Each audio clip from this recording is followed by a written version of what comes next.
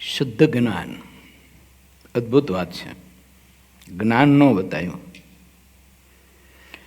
શુદ્ધ જ્ઞાન બતાવ્યું. ઘી બે પ્રકારનું આવે ખબર? શુદ્ધ ઘી લખ્યું હોય ડબ્બા ઉપર, શુદ્ધ ઘી એટલે સામે અશુદ્ધ હશે ખરું. શુદ્ધ જ્ઞાન મુક્તાની સામે બતાવ્યું એટલે અશુદ્ધ જ્ઞાન હશે ખરું. તમને હું પૂછું, અશુદ્ધ જ્ઞાન કેવું હોય? શુદ્ધ જ્ઞાન કેવું હોય કયો?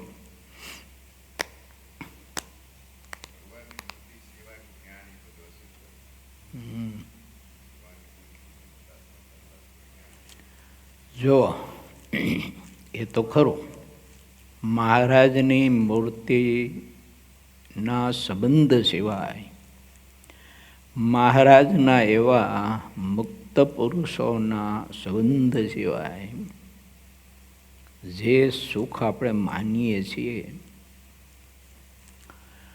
જે વિષયો આપણે જાણીએ છીએ, એ બધું જ્ઞાન છે આપણને, એ અશુદ્ધ ખરું જ. પણ મહારાજની મૂર્તિ સિદ્ધ કરી મહારાજ વર્તે છે મુક્તને,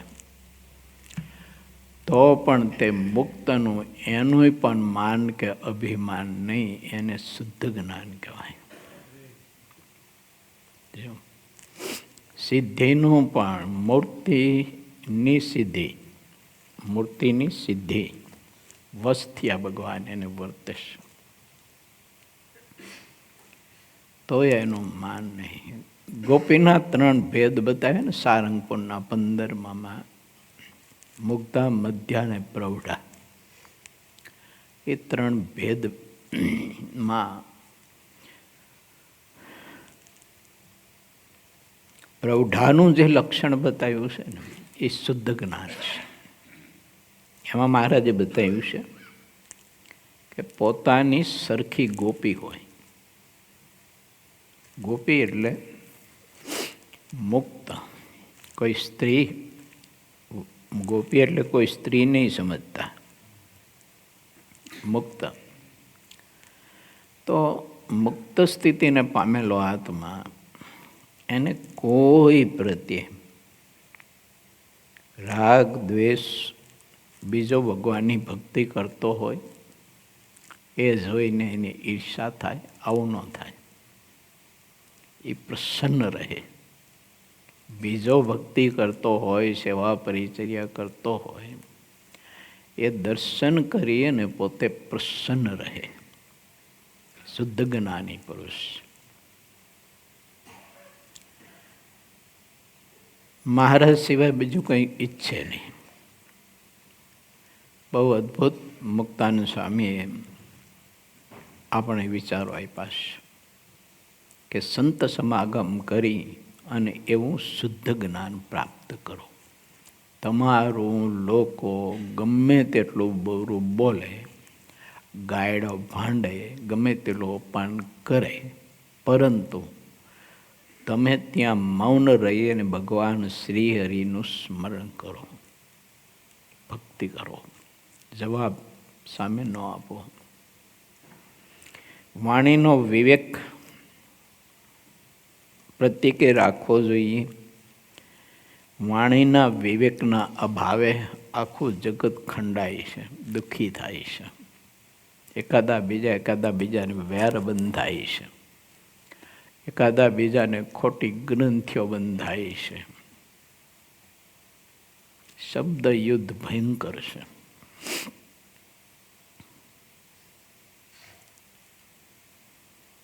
લોખંડના હથિયારોનો ઘા રૂઝાય છે, શબ્દ હથિયારનો ઘા રૂઝાતો નથી.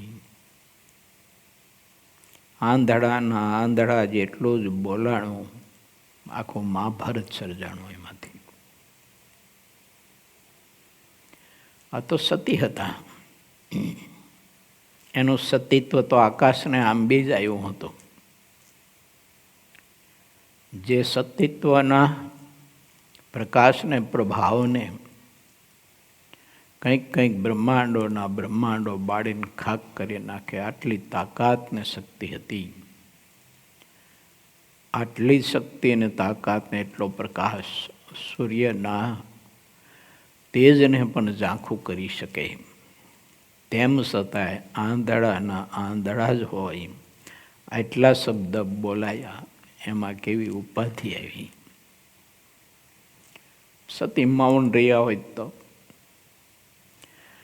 હવે ઓલા એ મંડપની એવી રચના કરી હતી. જળ હોય અહીંયા સ્થળ દેખાય, સ્થળ હોય ત્યાં જળ દેખાય, મેદાન હવે આવું હતું. તો ઓલો દુર્યોધન પાયજામો પહેરીને હાયલો જતો હોય છે, તેને જળ દેખાયું, પૈસા ઊંચા લીધા પાયજામાના. અહીંયા તો સ્થળ હતું, જળ તો હતું નહીં. થોડોક આગળ હાલ્યો ત્યાં તો સ્થળ દેખાતું હતું, પૃથ્વી.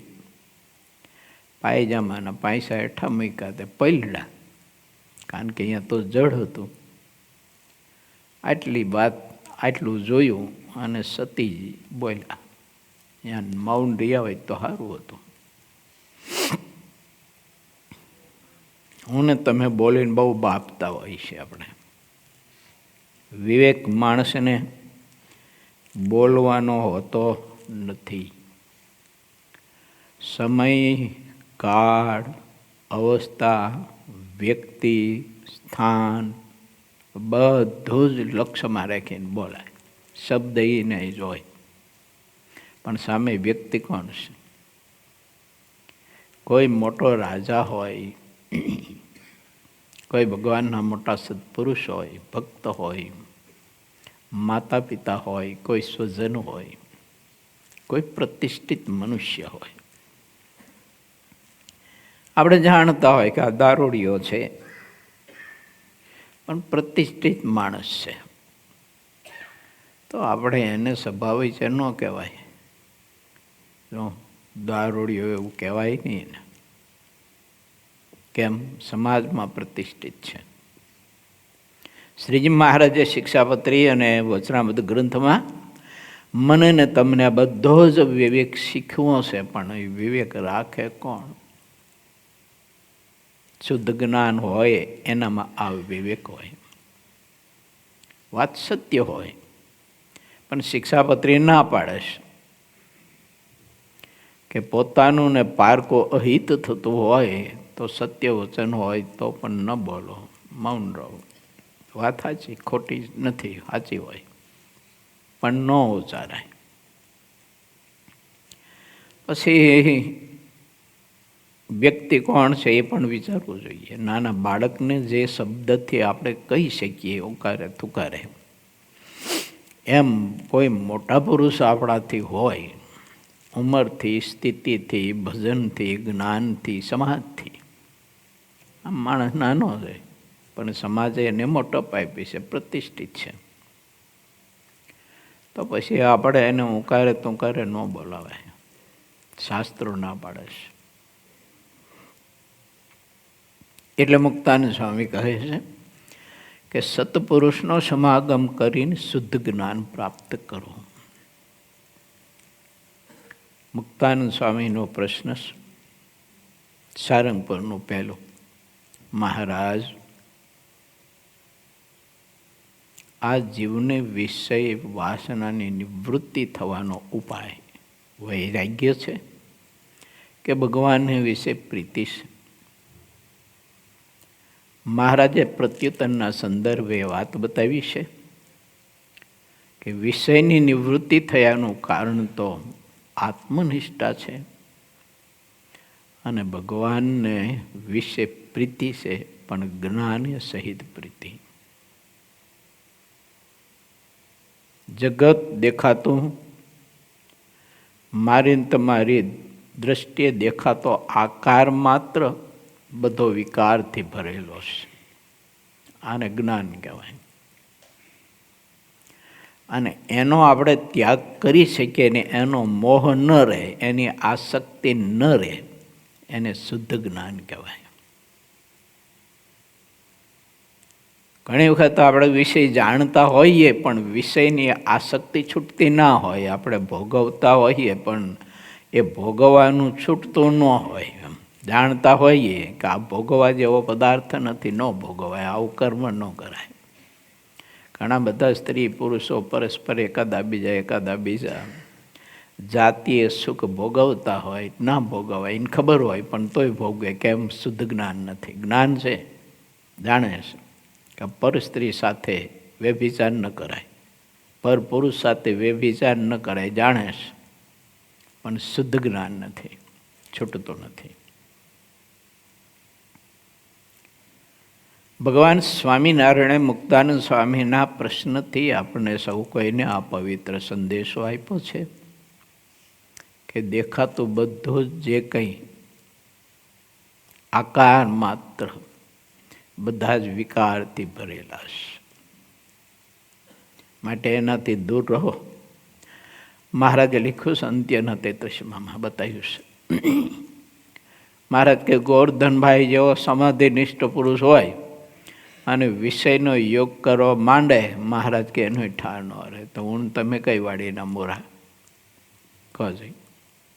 જે આકારમાં નરો વિકાર જ ભર્યો છે અને તે પદાર્થ આપણે ભોગવીએ કે તે પદાર્થની આપણે આસક્તિ રાખીએ તો આપણને બંધન ન થાય એવું બને ખરું?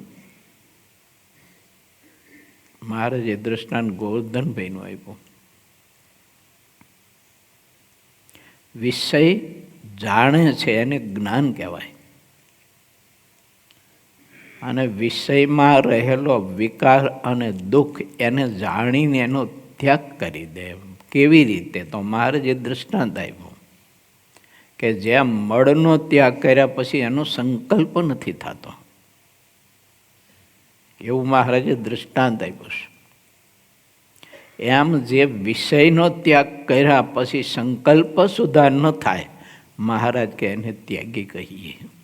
એને ત્યાગ કહ્યો મહારાજે કે વિષય છોડ્યો પછી કદી પણ સંકલ્પ સુધા ન થાય કે આ દિશામાં મારું જન્મ સ્થાન છે, આ દિશામાં આ દેહના સંબંધીઓ રહે છે, આ દિશામાં આ ગામડાઓમાં મારો સમાજ છે, મને માનનારો સમાજ છે. સંકલ્પ સુધા ન રહે. એ તો સત્સંગ કરાવતા હોય ને મોટા પુરુષો, તો સત્સંગ કરાવીને હાલતા થઈ જાય. એને કાંઈ બીજો સંકલ્પ ન હોય મારા તારો એવું, એટલો આ સમાજ મારો, આ તે. એ સમાજ એને જાળવવા માટે અનેક પ્રકારના ન કરવાના બધા લાંબા ટૂંકા કાળા ધોરા પેતરા બીજું ત્રીજું કંઈક વાળા વિકારો. શુદ્ધ જ્ઞાની પુરુષ પરમાત્માને હંમેશા માયણા કરે છે, પ્રભુનું સુખ લીધા કરે છે અને પરમાત્માની મૂર્તિના સુખમાં બીજાને જોડવાનું કામ કરે છે એની આજ્ઞા કરીને. અને એને એટલું જ હોય, એને એ મહારાજના સુખમાં એને જોડી દેવાનું, આટલું જ હોય, બીજું કશું જ ન હોય. આ મારો ને આ ફલાણાનો ને આ ઢુકડાનો ને એવું કાંઈ ન હોય ને. મહારાજ એમ કહે છે. બીજું બતાવ્યું ભગવાનને વિશે પ્રીતિ થયાનું કારણ, ભગવાનનું મહાત્મય. સારંગપુરનું પહેલું વાંચજો, કેવું મહાત્મય સમજે. તો જે કંઈ યજકિંચિત અનંત કોટી બ્રહ્માંડો અક્ષરની ધરતીથી માંડીને બધાયનો આધાર અક્ષરનો પણ આધાર, અક્ષરના સામર્થ્યનો પણ આધાર, અક્ષરના પ્રકાશનો પણ આધાર, અક્ષરને સંકોચને વિકાસ કરવાનો આપવાનો પણ આધાર, સમગ્ર અનંત કોટી મુક્તો એનો પણ આધાર, અનંત કોટી બ્રહ્માંડો બ્રહ્માંડના વ્યવસ્થાપકો એનો પણ આધાર, કીડા મકોડા મનુષ્ય પશુ પક્ષી વૃક્ષ વન વેલી પહાડ પથ્થર નદીઓ સમુદ્ર ઝરણાઓ સરોવરો ખાબોચિયા નાનામાં નાનું ડેટકું અને નાનામાં નાનો પથ્થર અને મહા મોટા લોકાલોક પર્વત જેવા પર્વતો, સમગ્રનો આધાર મને મળ્યા જે ભગવાન પુરુષોત્તમ નારાયણ છે. આ સંપૂર્ણ જ્ઞાન, શુદ્ધ જ્ઞાન, અને એમ જાણીને ભગવાનના સ્વરૂપમાં પ્રીતિ કરે, એવી પ્રીતિ કરે, એવો સ્નેહ કરે કે એને કોઈ કારણ ભગવાનની મૂર્તિના સુખમાંથી આત્માને દૂર ન કરી શકે. જુઓ, સીતાજી જેવી આપત્તિ, એવું દુઃખ, એવી કસોટી આ પૃથ્વી ઉપર જેટલા માણસો છે ને,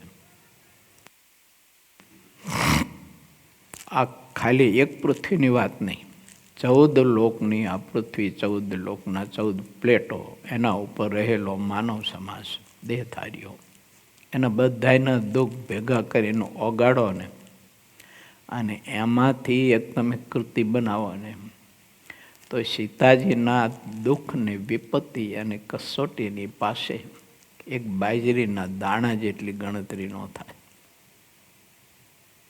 આટલું દુઃખ ને આટલી વિપત્તિઓ ને એવી કસોટી, એ સમય અને એ કાળ સીતાજીને ભગવાનની ઉપાસનાથી, પ્રભુના આશ્રયથી, પ્રભુમાં પ્રેમ જે સાચી પ્રીતિ હતી, એનાથી જરાય પણ માથાનું વાળ જેટલો સીતાજીને દૂર ના કરી શક્યા. રામાયણ કહે છે. બોલો, વિપત્તિને કારણે ક્યાં ગયા? સંતના આશ્રય ગયા, બાપના આશ્રય ગયા, રાજ્યના આશ્રય ગયા છે, સંતના આશ્રય ગયા છે. બાકી એનો બાપ તો બહુ સમૃદ્ધ હતો. જનક વેદી એટલે ધન સંપત્તિ કેટલી. રામાયણમાં લખ્યું છે કે જ્યારે સીતાજીને વડાવ્યા અને એટલું કન્યાદાનમાં આપ્યું તો દશરથ પાસે એટલા ગાડા નહોતા ભરવા માટે, એટલું કન્યાદાનમાં આપ્યું હતું. આવો સમૃદ્ધ એક રાજ્યનો સત્તાધીશ બાપ આવી વિપત્તિમાં, ગર્ભ અવસ્થામાં રામજી ત્યાગ કરે તો એને સંકલ્પ નથી થતો, ગાલો મારા બાપને ઘેરે છું. સંતના શરણે ગયા છે મહાસતી. અને મને તમને બતાવ્યું શુદ્ધ જ્ઞાન કહેવાય આને. બાકી તો રામને ઘણા જાણતા, બધા જાણતા. રાવણ જાણતો જ તો, રામને ન જાણતો એવું નહોતું કંઈ. એમ જાણતા હોય તો જ્ઞાન છે, અને એનો સ્વીકાર, એની સ્વીકૃતિ, અમલીકરણ, જે જાણીએ છીએ એનું. માનો કે કોઈ ખાવાની વસ્તુ છે જમવાની, તો આપણે જાણીએ છીએ કે આ વસ્તુ અંતે તો શરીરને બહુ જ અતિશય કેલેરી વધારે, મેદ વધારે, અને શરીર અદોદરું થઈ જાય તો ન દંડવડ થાય, ન બેસી શકાય, ન સુખેથી ભજન થાય, ન પૂજા થાય, ન માનસી થાય. ઘણા બધા માનસી પૂજામાં તમે જુઓ તો ઓલું જાણે લૂંટાઈ જતું હોય ને એમ ડોલા ખાતા હોય. બોલો, માનસી પૂજામાં એને એમ થાય ખરેખર માલ લૂંટાઈ જાય છે, એવું માન્યું હોય ને. આ બધાનું કારણ શું છે? વિષય છે. કેમ? તો શરીરને જેટલો જોઈએ છે એટલો નથી આપતો, વધારે પડતો વિષય આપે છે શરીરને. શરીરની બોડી તો કેવી, પરમાત્માએ રચના એવી કરી છે કે એને પરમાત્માએ નક્કી કરેલો એવો અને એટલો જ ખોરાક તમે આપો તો જ બોડી તમને અનુરૂપ રહે, આત્માને બોડી અનુરૂપ રહે. નહીતર બોડી આત્માને અનુરૂપ ન રહે. તો પછી પદાર્થ જાણીએ છીએ કે આ નથી, કેલેરી વધે છે, જરૂર નથી, થોડીક ભૂખ સહન કરવી જોઈએ, થોડીક તરસ સહન કરવી જોઈએ, થોડું કષ્ટ સહન કરવું પડે, જાણીએ છીએ. તેમ છતાંય મુકતા નથી. જ્ઞાન છે, અશુદ્ધ જ્ઞાન છે. શુદ્ધ જ્ઞાન હોય તો મૂકી દે એને, જરૂર નથી. જીવબા અને લાડુબા રાજ પરિવારમાં ઉછળીને દીકરીઓ મોટી થયેલી હતી. બાપની સમૃદ્ધિનો કોઈ પાર નહોતો. લાડકવાઈ દીકરીઓ હતી. મા બાપની દીકરીઓ પ્રત્યે પ્રેમ સ્નેહ બહુ હતો. પણ ખબર નહીં કે ભગવાન પુરુષોત્તમ નારાયણ મળ્યા પછી અને ખાલી એના સમાચાર મળ્યા ને માતા ખાચર થકી એટલે સરદારથી ત્યાં ગયા ને સમાચાર મળ્યા કે આ ધરતી ઉપર પુરુષોત્તમ નારાયણ પ્રગટ થયા છે. એ પ્રભુનું દર્શન ન થાય ને ત્યાં સુધી બીજું કંઈ મોઢામાં નાખો નહીં. તે ધાયણા પાયણાના વ્રત કરતા હતા સાથવો પીને. હજી તો મળ્યા નહોતા, જાયણા હતા, એ સમાચાર જ મળ્યા હતા, તોય વિષય છૂટી ગયા. અને પછી તો મીઠા વગરનો બાજરીનો રોટલો ને છાશ એભલની દીકરીઓ પેટમાં નાખે અને શરીરને ટકાવે. કોના માટે ટકાવે?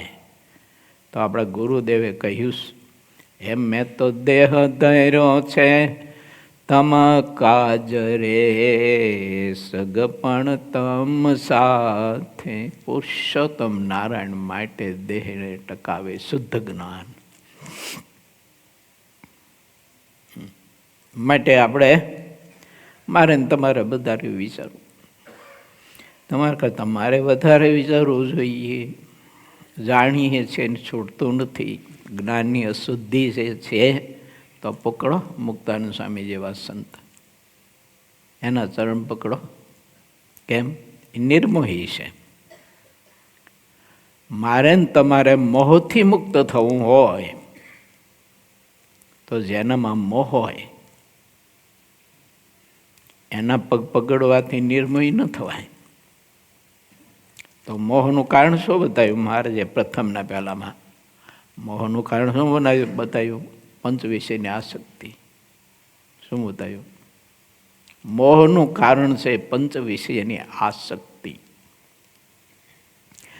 પંચ વિષયની આસક્તિ જેને છૂટી ગઈ હોય, આ વિષયની વાત છે. પછી એને ઐશ્વર્ય સામર્થ્ય પૂજા અને પ્રતિષ્ઠા એનો મોહ છૂટી ગયો હોય અને એક જ મોહાનું વર્ણનો જ મોહ જેને હોય એનો સંગ કરવાથી હું ને તમે નિર્મોહી થઈએ. નહીંતર પંચ વિષયની આસક્તિ તો કદાચ છૂટી જાય પણ પૂજા પ્રતિષ્ઠા મનાવવું અને પ્રભુત્વ ભોગવવું એ મોહ છૂટો તો મારા બાપ બહુ કઠિન કામ છે. જો એનામાં સામર્થ્ય એવું હતું આકાશમાં ઉડી શકે એવું, એનામાં સામર્થ્ય એવું હતું પૃથ્વી ઉપર ચાલે એમ જળ ઉપર ચાલી શકતા હતા. એના સામર્થ્ય એનામાં હતું આ શરીરનો સંકોચ કરીને પરમાણુ રૂપે કરી અને ઉડ્ડયન કરી શકતા હતા. પણ નિર્મોહી નથી થવાનું.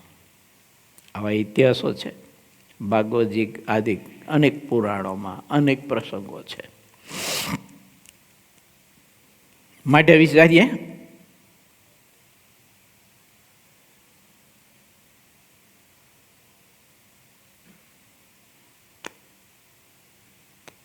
ભગવાન સ્વામિનારાયણ એમ કહે છે કે આવું ભગવાનનું મહાત્મય જાણે. આ બધું જે કંઈ જ કંઈ ચિત્ત એ ચલાવી રહ્યો છે અને એને સર્જન કર્યું છે અને એના હાથમાં જ બધાના શ્વાસની લગામ છે. આ શરીરના શ્વાસની લગામ આપણા હાથમાં નથી, પણ તોય ખબર નહીં હવે અભિમાન ને વાયડાઈ તો આપણે છોડતા જ નથી. વાતે વાતે હું, વાતે વાતે હું, વાતે વાતે હું. હું હતો આમ એટલે થયું. હા કે આપણે સમાધાન કર્યું પણ તું જ કહી ને, કારણ કે ઉમાળ્યું મૂકનારો તું છું. જો તને ખબર હોય કે કઈ જગ્યાએ ઉમાળ્યું મેં મૂક્યું તું, પછી તું સમાધાન કહીને ક્યારે સમજીએ. અક્ષરાધિપતિ પુરુષોત્તમ નારાયણ મને તમને પ્રાપ્ત થયા છે અને એવા નિર્મોહી પુરુષ મનમોહ ટળે રામ મળે નિર્મળ હરિજનના સંગથી. નથી. આજ તો સુરા ખાચરના દરબારના દર્શન કરવા જવું છે, નહીં તો ભજન સ્વામી પાસે લેવડાવે તા કીર્તન મસ્ત છે. કેમ મસ્ત છે કીર્તન? રસ ભર્યું છે, કેમ રસ ભર્યું છે? તત્વ ભર્યું છે, કેમ તત્વ ભર્યું છે? પ્રકાશથી જળ હળતું છે, કેમ પ્રકાશથી જળ હળતું છે? નિર્મોહી પુરુષના હૃદય કમળમાંથી શબ્દ અને એ કૃતિ એમનો જન્મ થયો છે. અને બ્રહ્માનંદ સ્વામીની કૃતિ છે. નિર્મોહી હૃદય, એમાંથી આ કૃતિનો જન્મ થયો છે. એક વાત બહુ નિશ્ચિત છે, જે હૃદયમાં કામ વાસના, ક્રોધ, લોભ, મોહ, રસાસ્વાદ, દમ, કપટ, ઈર્ષા, મત્સર, અસૂયા, આવા બધા અંદર બીજ પીડા હોય અને એમાંથી શબ્દ પસાર થતો હોય તો શબ્દ તો અરૂપ છે. અરૂપ હોવા છતાંય એને કોઈનો પાસ લાગે છે. જેમ પવન છે તે અરૂપ છે. આપણે જોઈ શકીએ પવન અરૂપ છે, પણ સુગંધ દુર્ગંધનો પાસ લાગે છે કે નથી લાગતો? પવનને લાગે છે. ઢોર મરેલું પશુ ઢોર હોય ને એના ઉપરથી પવન પસાર થાય તો દુર્ગંધ આવે છે ને માથું ફાટી જાય એવી. અને અત્તર કે ફૂલો કે બગીચા ઉપરથી પસાર થાય તો સુગંધ આવે છે કે નથી આવતી? ક્યાંક આગ બળકે બળતી હોય અને એમાંથી પવન પસાર થાય તો એ પવન ઠંડો લાગે છે, નથી ગરમ લાગતો? અને બરફીલા પહાડોની બીચમાંથી જ્યારે બરફીલા પહાડોને સ્પર્શીને પવન જ્યારે ફૂંકાતો હોય ત્યારે માણસને કાયાને ધ્રુજાવી નાખે એટલી બધી નથી ઠંડી લાગતી. તો એને ગરમી અને ઠંડી, સુગંધ અને દુર્ગંધ બધાનો પવનને પણ પાસ લાગે છે. શું માટે વિચારીએ, શબ્દને પણ પાસ લાગે છે. અંદર ભર્યું હોય એમાંથી શબ્દ નીકળે એટલે શબ્દને પણ પાસ લાગેલો હોય છે. કામ વાસના, રસાસ્વાદ, ક્રોધ, લોભ વગેરે વગેરે. ત્યારે આ મહાપુરુષોની જે કૃતિઓ છે ને એના શબ્દ છે ને એ નિર્મોહી એટલા માટે કરી શકે છે કે એની અંદરની પ્લેટ છે ને એકદમ સ્વચ્છ અને ચોખ્ખી પ્લેટ, કે એને ગમે તેમ તમે ચીરો ને તોય હનુમાનજી મહારાજની જેમ રામ સીતા એના હૃદયમાં હોય, એની પુરુષોત્તમ નારાયણ એના હૃદયમાં બેઠો હોય. આમ છાતી તમે ચીરો કે વાહો ચીરો ને તો એ ભગવાન પુરુષોત્તમ નારાયણ તમને દેખાય. હા, એના કંઠમાંથી, એના હૃદયમાંથી જે શબ્દ નીકળે ને એ શબ્દ મારા બાપ બહુ તાકાતવાળો હોય. કેમ? નિર્મોહી શબ્દ હોય. એ શબ્દને કોઈ વિકાર ન હોય, કોઈ પ્રકારનો વિકાર શબ્દને ન અડ્યો હોય. અને એટલે જ કહેવાય છે અમૃત પેયતી મીઠા મુખથી હરિના ચરિત્ર સુણાવે રે. એટલે મુક્તાન સામે એને અમૃતની ઉપમા આપી છે. અમૃત અતિ બે, જો અમૃતથી પણ અધિક. કારણ કે અમૃત છે ને એ શરીરને અમર બનાવે. આ મહાપુરુષોનું અમૃત, કથામૃત આત્માને અમર બનાવે. કારણ શરીર બાળીને ખાક કરી અને આત્માને પુરુષોત્તમ રૂપ બનાવી શકે. અને પુરુષોત્તમ રૂપ થયેલો આત્મા એને ભગવાન પુરુષોત્તમની મૂર્તિ સિવાય કશું જ દેખાય નહીં. ગમે ત્યાં દ્રષ્ટિ નાખે ત્યાં જહાં દેખું તહાં જલનિધિ ખારા, કાગ કી ગતિ ભય મોરી. મુક્તાનંદ સ્વામી આવું મહાપુરુષે બતાવ્યું છે. વાલા ભક્તો, બહુ મજાની અદ્ભુત વાત છે. ચાલો એકાદી ચોપાઈમાં આપણે થોડુંક સ્નાન કરી લઈએ. વિક્રમ સંવત 2082 પૌષ સુદ સાતમ, તારીખ 27/12/2025 શનિવાર. 15મા તરંગની કથા આપણી ચાલી રહી છે. 24મા પૂરના 39-39મી ચોપાઈ સુધી આપણે સદવિચારો સમજવા માટે, એનો મર્મ સમજવા માટેનો પ્રમાણિક બુદ્ધિને અનુસારે પ્રયત્ન આપણે કર્યો હતો. 40મી ચોપાઈમાં આપણે પ્રવેશ કરીએ છીએ. હવે જે ચક્ષુ ઇન્દ્રિયની ચંચળતા ટાળવાનો જે ઉપાય છે ને તે કહીએ છીએ. મહારાજ ઇન્દ્રિયો અને અંતકરણ એની ચંચળતા, એના વેગ વગેરે વગેરે ટાળવા માટેના બહુ શુદ્ધ ઉપાય બતાવે છે પ્રભુ. જેને ચક્ષુ ઇન્દ્રિયની ચંચળતા ટાળવી હોય તેણે પોતાની દ્રષ્ટિ નાસિકાગ્ર એટલે નાસિકાના અગ્ર ઉપર રાખવી, પણ આસપાસ જોવું નહીં. અને વાંચનારે મૌન રહીને વાંચવું. કેમ જે વાંચતી કે ભણતી વખતે બીજો બકવાસ કરતો હોય તેને વાંચેલી કે ભણેલી વિદ્યા યાદ નથી રહેતી. આપણે ભણવા બેઠા છે અહીંયા. આ નિશાળ છે, આ કોલેજ છે, આ પાઠશાળા છે, આ કથાશાળા છે. તો કથાશાળામાં આપણે બધા વિદ્યાર્થી છીએ. હું ને તમે બધા જ. હું ઘણી વાર કહું છું ને કે જગત ભલે આપણને અધ્યાપક કહે, પંડિત કહે, તમારી જાતને તમે પંડિત કે અધ્યાપક મત માનો, વિદ્યાર્થી માનો. કાયમને માટે વિદ્યાર્થી રહો, અભ્યાસ કરો. જેનો? મૂર્તિનો. મહારાજની મૂર્તિનો અભ્યાસ કરો, અધ્યાપક ન થઈ જાઓ. નકર ગાડું અટકી જાય છે ત્યાં આપણું.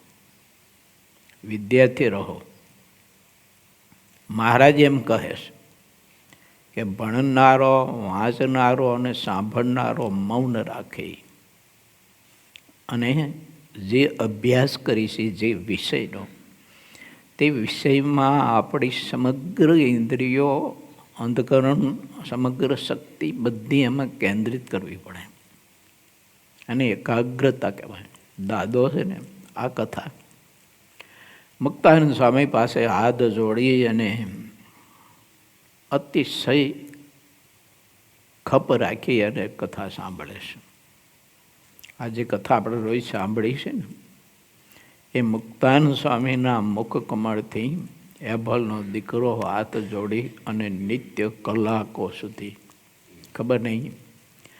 મુક્તાનંદ સ્વામી જ્યારે મહારાજના ચરિત્રમાં બહુ ઊંડા ઉતરી જાય તો એને પોતાને ખબર ન રહે કે હું આટલો બધો આ ચરિત્રના ઊંડાણ સુધી વયો ગયો છું. તે ખબર નહીં. તે સવારે કથા શરૂ કરી હોય અને બપોરનો મધ્યાહનો સમય એનો સૂર્ય છે ને એ ઢળવા માંડ્યો હોય. અને ઢળતા ઢળતા ક્યારેક તો એવું થતું કે સૂર્ય નારાયણ પોતે પોતાના શયન ખંડ તરફ જવા માટે ઉતાવળા થઈ ગયા હોય તોય મુક્તાનંદ સ્વામીને સમયનું, કાળનું અનુસંધાન ન હોય. અને એક ચરિત્ર ગાય ને બીજું, બીજું ગાય ને ત્રીજું. ન સાંભળનારને તૃપ્તિ થાય, ન ગાનારને તૃપ્તિ થાય. અદ્ભુત અમૃત મને તમને મળ્યું છે. એના શિષ્ય આ 100 ગાગરમાં એ બધું પડતું અમૃત ઝીલી અને મારા તમારા જેવા ભવિષ્યના અબુદ્ધ આત્માઓ માટે એને સંગ્રહ કરી રાખો. એમ મને તમને મળ્યું છે. સિદ્ધાનંદ સ્વામી ના હોત, આ પ્રગટ ન થયા હોત, મણિમાએ જન્મ જ ન આપ્યો હોત, હંસરાજ સુતારે જો એનું ઘડતર જ ના કર્યું હોત અને પુરુષોત્તમ નારાયણ સંકલ્પ જ ન કર્યો હોય પોતાના મુક્તને આ ધરતી ઉપર મોકલવાનો, તો આ અમૃત હું ને તમે રોજ જે પીએ છે ને એનો મળ્યું હોત. પીસાણું હોય પણ મળ્યું ન હોય. કેમ કે એનો સંગ્રહ ન કર્યો હોય. અને લાખો લાખો વંદન કરીએ આપણે સિદ્ધાનંદ સ્વામીને, એથી મણિમાને, હંસરાજ સુતારને, કે આવું એક દિલ આપણને ભારત દેશના માનવ સમાજને આપ્યું. અને બહુ અદ્ભુત કથા છે. મહારાજ કહે છે કે ઇન્દ્રિયોની ચંચળતા ટાળો. એને કેન્દ્રિત કરતા શીખો, એની ચંચળતા ટાળો. ચક્કર વગત બધે જોયા ન કરો, લેસર ક્રીડની જેમ બધે વૃત્તિ ફેંકા ન કરો. સ્થિર રાખો. રસ્તામાં ચાલ્યા જાઓ છો, દર્શન કરો છો, કથામાં બેઠા છો, કોઈ સાથે વાત કરો છો. મોટા પુરુષ આવા હતા, એના દર્શન મેં બહુ કર્યા છે. કોઈની સાથે વાત કરતા હોય ને તો એની વૃત્તિ અંતર્મુખ દેખાય, એની ઇન્દ્રિયોમાં ચંચળતા ન દેખાય. આ દર્શન હું ગામડે ફરતો ઘણા બધા જ વડીલોના દર્શન કર્યા છે. ખબર નહીં કોઈ નીકળ્યા અહીંયાથી ત્યારે એક દિવસે નજર જઈ કે ઓહો આવડી મોટી હવેલી કરી છે. એ રસ્તેથી રોજ નીકળતો હતો. બગાદોશીનો દીકરો શિવલાલ. આ બોટાદની વાત છે. આ બોટાદની નદીના નીરની તાકાત ને શક્તિની વાત છે. રોજ અહીંયાથી નીકળે, ઓલી હવેલી ચણાતી હતી તો એને ખબર નહોતી. બોલો કેવી એને ઇન્દ્રિયોની ચંચળતાને કેન્દ્રિત કરી છે. દીકરીને જોવા આવ્યા હતા તો લોકો જોવા આવેલા એ કહ્યું કે તમારી દીકરી આમ તો ગુણે રૂપે બહુ સારી છે, પણ થોડો ગાલે એને કાળો ડાઘ છે. તો કે હશે. શું કીધું? હશે. આવડી મોટી ઉંમર લાયક દીકરી થાય તો એનું મુખ એને નિરખીને જોયું ન હોય. શું ભગવાન સ્વામિનારાયણના મહાપુરુષોને સેવીને એનો સમાગમ કરીને મહાપુરુષોએ કેવી તાકાત પ્રાપ્ત કરી છે કે એની ઇન્દ્રિયો ભગવાન પુરુષોત્તમ નારાયણની મૂર્તિના દર્શન મૂકીને ક્યાંય જાય નહીં. બોલો. અને આપણી તો આવું હરયા ઢોરની જેમ ખબર નહીં આવવું હોય, ગમે ત્યાં વખેર કરવો વયું જાય. આ ગમે તેના ચામડા જોઈ નક્કી કરે કે આ ચામડું બરાબર ભોગવા જેવું છે, પણ એ ચામડું ઉતાર તો ખબર પડે. ઉલટી થાય ભલામણ, અથવા થોડુંક આમ દિવાળી કરી અને હરગાયું હોય કોઈનું મોટું મોટું હાથ બાદ ચામડું, પછી જોયા જેવું હોય તો નજર ન નાખે માણસ, બીક લાગે. કોઈ માણસ દાજી ગયેલો ને હળગીલો હોય ને પછી તમે જોવો તો એ જોવો ન ગમે આપણને. પણ હવે ખબર નહીં આવી ઇન્દ્રિયોની હારી ચંચળતા એવી છે, જબર છે. મહારાજ કહે છે ઇન્દ્રિયોની ચંચળતા સ્થિર કરો, કેન્દ્રિત કરો.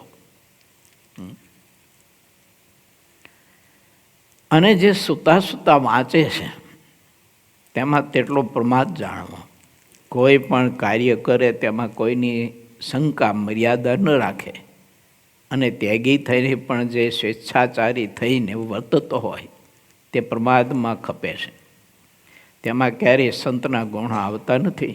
જેમ ખારી જમીનમાં ઘાસ ઉગતું નથી તે રીતનો આ ત્યાગી કહેવાય છે. તે સહુ બધા જગત જાણે અને હવને જાણવામાં આવે. એટલે સ્વામી એમ કહે છે કે હું તમને એ દેખાડું છું. ત્યાગી એટલે હું મુક્ત ભક્ત, મહારાજનો અનન્ય દાસ, અનન્ય શરણાગત, આને ત્યાગી કહેવાય. તો ત્યાગીનું લક્ષણ બતાવે છે અને એની સ્થિતિનું દર્શન આપણને સિદ્ધાનંદ સ્વામીની કલમ કરાવે છે કે આને ત્યાગી કહેવાય. જો બાકી તો જોવાન મહારાજે વચનામૃતમાં બતાવ્યું છે કે કોઈતરા ગધેડા ઉગાડા ફરે છે, એ કંઈ પેન્ટ શર્ટ તો પહેરતા નથી, કંઈ પહેરે છે.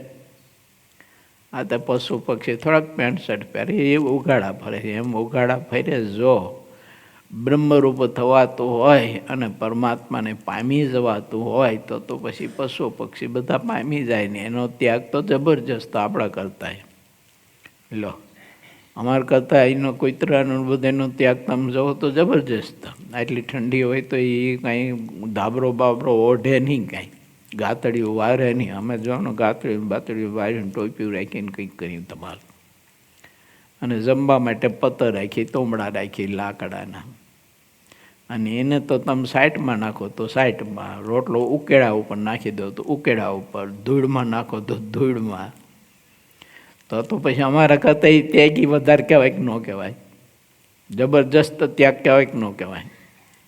તમે ત્યાગને જો માનતા હોય તો કોઈ તરફ માનવા પડે તમારે. તો એને ચરણની રજ લેવી પડે, માથે ચડાવવી પડે. એ તો તપસ્યા સાચી, પણ એના કર્મની મજબૂરીની તપસ્યા કરે છે. શું જાય? એના કર્મની મજબૂરી ભોગે છે. એ ત્યાગ થોડો છે. જે ભગવાન પુરુષોત્તમ નારાયણ માટે જીવતો હોય, મહારાજની મૂર્તિનો જ લક્ષ્ય હોય, અને પ્રભુમાં જ એને પ્રીતિ હોય ને એવી લે લાગી હોય, એને ભગવાનને ક્યારે મળવું જેવી જમકુબાઈને લે લાગીને ભગવાન પુરુષોત્તમ નારાયણ પ્રગટ થયા, એના સમાચાર ઓલા રસોઈયા દ્વારા જાણ્યા. તેને નક્કી થઈ ગયું કે હવે ક્યારે મળવું આ પુરુષોત્તમને, હવે ક્યારે મળવું આ પુરુષોત્તમને, ક્યારે મળવું. તેને ખબર એ ના રહી, બોલો. અને સ્ત્રીના કપડાં કાઢીને પુરુષના પહેરી લીધા તોય ખબર નહોતી એને. અને ઝરૂખામાં હાળી બાંધી નીચે ઉતરી તોય ખબર નહોતી એને. 3 દિવસ સુધી એને મરેલા ઊંટિયાના ખોખામાં રહે અને ગંધાતા દુર્ગંધ મારતા માથું ફાટી જાય તો એને ખબર નહોતી. કાળ, સમય, અવસ્થા બધું ભૂલાઈ જવાય. ભગવાનના સ્વરૂપમાં એવી પ્રીતિ થાય, આને ત્યાગ કહેવાય. એટલે ભગવાન શ્રી હરિ એમ કહે છે કે ત્યાગ આવો એક મૂર્તિ સિવાય. હું ઘણી વાર કહું છું, નથી કહેતો, આ ગુરુકુળ, આ સંસ્થા, આ પ્રવૃત્તિ સાહી ઉપકરણ છે, આટલું જ મનાય, વધુ ન મનાય. અને સાહે ઉપકરણ હોય ને પ્રાણ ન મનાય કોઈ દિવસ. એ તો મદદરૂપ થાય છે.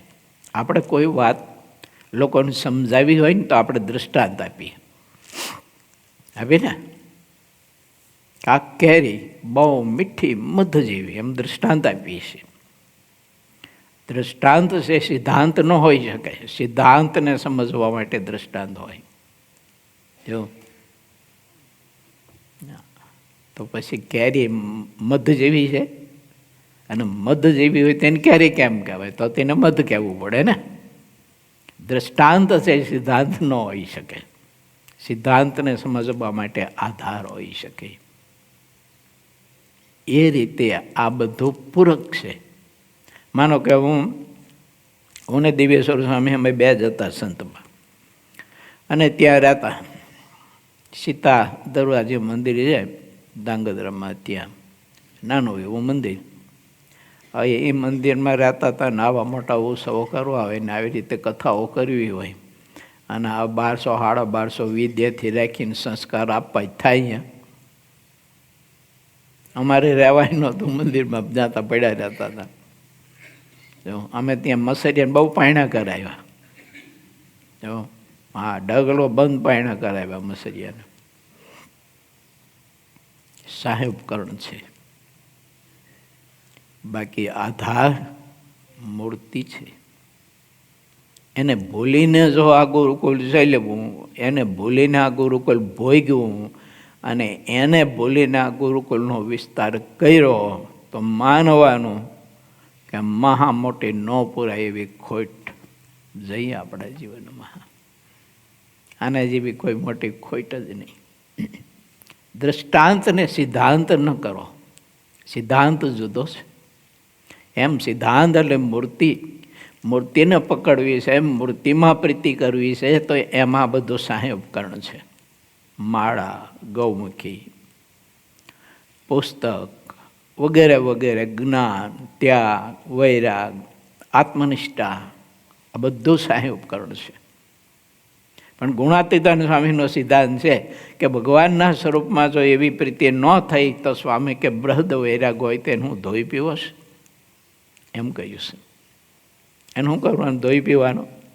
સાહી ઉપકરણ છે, જરૂર છે સાહી ઉપકરણ, એની આવશ્યકતા છે, પણ પ્રાણ નથી. પ્રાણ તો ભગવાનની મૂર્તિ છે. એટલે મારે ને તમારે મહારાજની મૂર્તિ પકડવી જોઈએ, મૂર્તિમાં પ્રીતિ કરવી જોઈએ.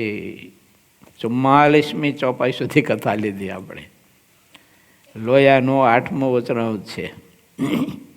એ વજરામત જ્યાંથી ઉદ્ભવ્યું ને ત્યાં દર્શન કરવા જવું છે, એટલે કથાને થોડીક વહેલી થોભાવું છું. શ્રીપતિમ સિદ્ધરમ સર્વદેવેશ્વરમ ભક્તિધર્માતુજમ વાસુદેવમ હરે માધવમ કારણમ સ્વામિનારાયણમ નીલકંઠમ ભજે સહજાનંદ સ્વામી મહારાજની.